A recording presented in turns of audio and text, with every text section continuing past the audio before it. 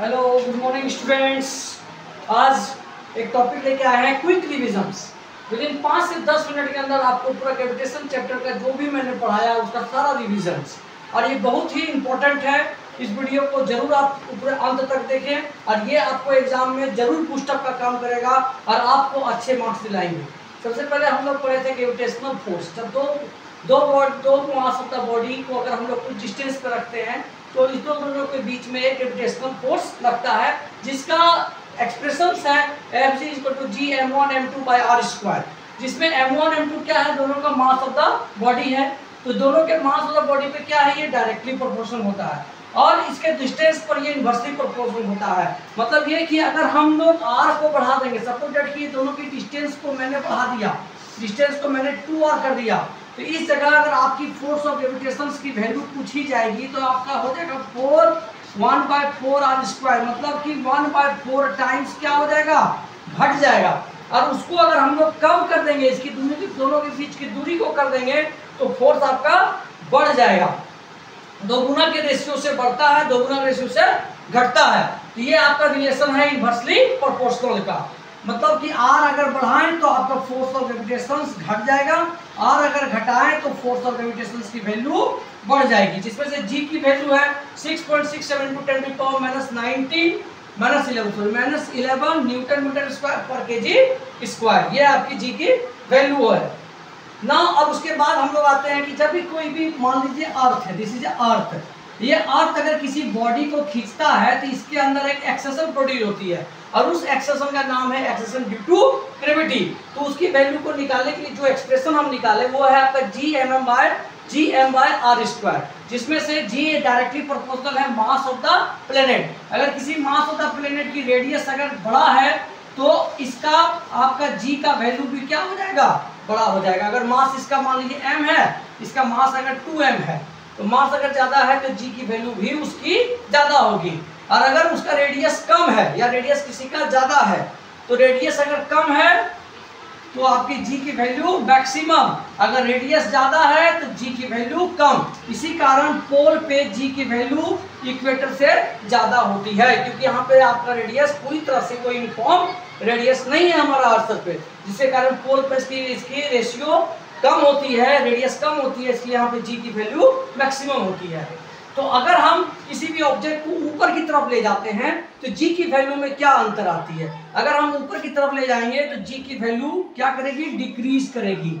लेकिन कैसे डिक्रीज करेगी, इसको हम लोग एक्सप्रेशन से फाइंड आउट करेंगे। तो यही आपका एक्सप्रेशन है Gh 2h/r। ये तब लगेगा जब आपका h जो ये दूरी है, ये जो डिस्टेंस हाइट है, ये आपका रेडियस से छोटी होनी चाहिए, तब ये हमारा एक्सप्रेशन लगेगा। अगर हमारा एक्सप्रेशन इससे बहुत ऊंचाई पर चले गए, इससे बहुत ऊंचाई पर चले गए, जो r के रेडियस से भी बहुत ऊंचाई पर है, तब उस केस में हम लोग ये एक्सप्रेशन को फाइंड आउट करके g की वैल्यू को फाइंड आउट करेंगे। तो g का ये क्या है, g सरफेस पे कितना हमारा होता है। तो सरफेस पे वैल्यू आप जानते हैं g की कितनी होती है, 9.8 मीटर पर सेकेंड स्क्वायर। अब है कि अगर नीचे आते हैं और सरफेस से हम लोग नीचे आएंगे डेप्थ की तरफ, तो भी हमारा g का वैल्यू उस केस में क्या करेगा, g के वैल्यू हमारा डिक्रीज करेगा। लेकिन डिक्रीज करने के लिए क्या हम फाइंड आउट करेंगे, G1 - d/r। इसकी वैल्यू से हम लोग g का वैल्यू देखेंगे तो वो आपका कम आएगा। ठीक है, तो कहने का मतलब यह हो गया सारांश में कि यहाँ पे सरफेस पे g की वैल्यू सबसे मैक्सिमम, और ऊपर जाने पर भी g की वैल्यू डिक्रीज करेगी और नीचे आने पर भी g की वैल्यू डिक्रीज करेगी। तो ये दोनों के बीच में एक रिलेशन निकला d = 2h। मतलब अगर हम डेप्थ जाते हैं 10 किलोमीटर और अगर हाइट गए 20 किलोमीटर, तो दोनों जगह g की वैल्यू क्या हो जाएगी, सेम हो जाएगी। दोनों का रिलेशन से हमारा ये वैल्यू फाइंड आउट हुआ। अब है कि अर्थ अगर ग्रेविटेशनल फोर्स बनाता है तो वो अपने चारों तरफ एक फील्ड बनाता है, और उस फील्ड की एक स्ट्रेंथ होती है, उसे कहते हैं इंटेंसिटी ऑफ ग्रेविटेशनल फील्ड, जिसको हम लोग E से डिनोट करते हैं। तो E = F/m, जिसको हम लोग यूनिट है न्यूटन पर केजी, और F की जगह लिखेंगे फोर्स ऑफ ग्रेविटेशन का एक्सप्रेशन Gmm/r² और बाय m। तो mm जब कैंसिल हो जाएगा तो Gm/r², जो एक्सेशन ड्यू टू ग्रेविटी की एक्सप्रेशन के बराबर होती है जब अर्थ सरफेस पर रहेगी तब। ठीक है, तो ये आपका ग्रेविटेशनल फील्ड की इंटेंसिटी निकालने का फॉर्मूला है आपका। अब है फॉर्मूला कि अगर हमको इस फील्ड से बाहर निकलना है, इस ग्रेविटेशनल फील्ड से हमें बाहर निकलना है, तो हम लोग के अंदर इस रॉकेट्स के अंदर एक वेलोसिटी देना पड़ता है, जिसके कारण क्या होगा, ये अपने फील्ड से बाहर निकल जाएगा, दोबारा वो गिरेगा नहीं, खींचाएगा नहीं। ठीक है, तो इसकी वेलोसिटी को कहते हैं एस्केप वेलोसिटी, इसको कहते हैं हम लोग एस्केप वेलोसिटी। तो एस्केप वेलोसिटी कितना होता है, एस्केप वेलोसिटी होता है 11.2 किलोमीटर पर सेकेंड। तो इसके वेलोसिटी निकालने का फॉर्मूला है v = √2 gm/r², जिसमें g है आपका ग्रेविटेशनल कांस्टेंट, m हो गया मास ऑफ द प्लेनेट और r हो गया आपका रेडियस ऑफ द प्लेनेट।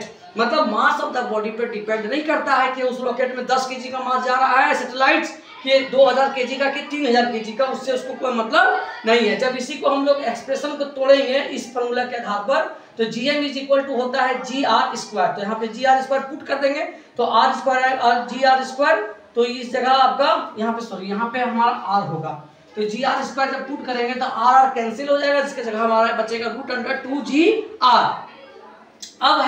अब नेक्स्ट है हमारा ऑर्बिट।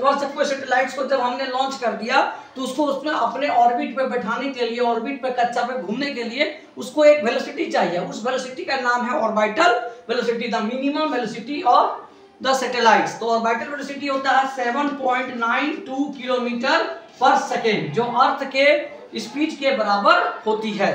तो लगभग यहाँ पे अर्थ की स्पीड भी 28 के करीब है, लेकिन ये जो सैटेलाइट्स है वो 7.292 किलोमीटर पर सेकंड की रफ्तार से अपनी इतना स्पीड इसकी मिनिमम होनी चाहिए, तभी अपनी कक्षा पे कंटिन्यू घूमता रहेगा। तो ऑर्बिटल वेलोसिटी के जो एक्सप्रेशन है वो है √2 gm/r। जब इसमें पुट किए फिर gr², देखिए gm की जगह gr² पुट कर देंगे तो r कैंसिल होगा, तो क्या बचेगा, gr बचेगा। इसमें जब हम वैल्यू को पुट किए तो हमारा ये वैल्यू आ गया 7.92 किलोमीटर पर सेकेंड, जो उसकी ऑर्बिटल स्पीड है। और अब आ गया इसके वेलोसिटी। इसके वेलोसिटी क्या हो गया, √2 और यहाँ पे आ गया आपका velocity of the orbital velocity. ये दोनों के बीच में रिलेशन है, इसके वेलोसिटी और ऑर्बिटल वेलोसिटी के बीच का रिलेशन है। अब आ गया आपका ये पोटेंशियल, ग्रेविटेशनल पोटेंशियल एनर्जी। तो ग्रेविटेशनल पोटेंशियल एनर्जी का एक्सप्रेशन क्या है, -gmm/r। मतलब कि पोटेंशियल एनर्जी इनवर्सली प्रोपोर्शनल है डिस्टेंस का। अगर हम डिस्टेंस बढ़ाएंगे तो हमारा पोटेंशियल एनर्जी घटता चला जाएगा डिस्टेंस। जितना बड़ा डिस्टेंस कम करें, डिस्टेंस बढ़ाएंगे तो पोटेंशियल एनर्जी कम हो जाएगा।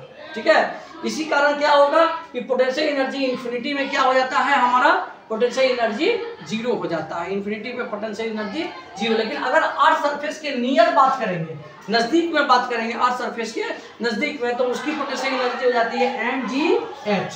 ठीक है, mgh mass, acceleration due to gravity और हाइट।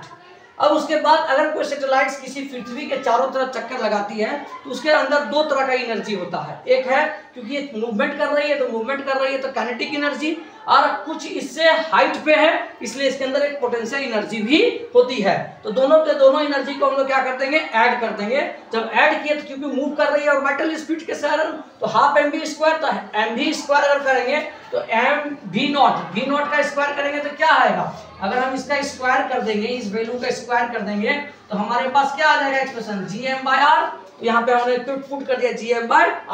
r यहाँ पे है कि नियर द अर्थ सरफेस रहेगा तब ये वाला r लगाएंगे, और अगर दूर रहेगा तो हम ये वाला r लगाएंगे। ठीक है, तो r यहाँ पुट कर दिए, तो दोनों को सॉल्व किए तो आ गया -2 gm ये बड़ा वाला m है, gmm/2r।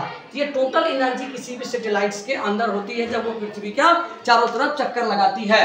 तो ये ग्रेविटेशनल चैप्टर का पूरा फुल आपका क्विक रिविजन्स है, पूरा जो भी इम्पोर्टेंट टर्म्स थे जिसका भी हम पूरा सिलेबस को कवर किया है।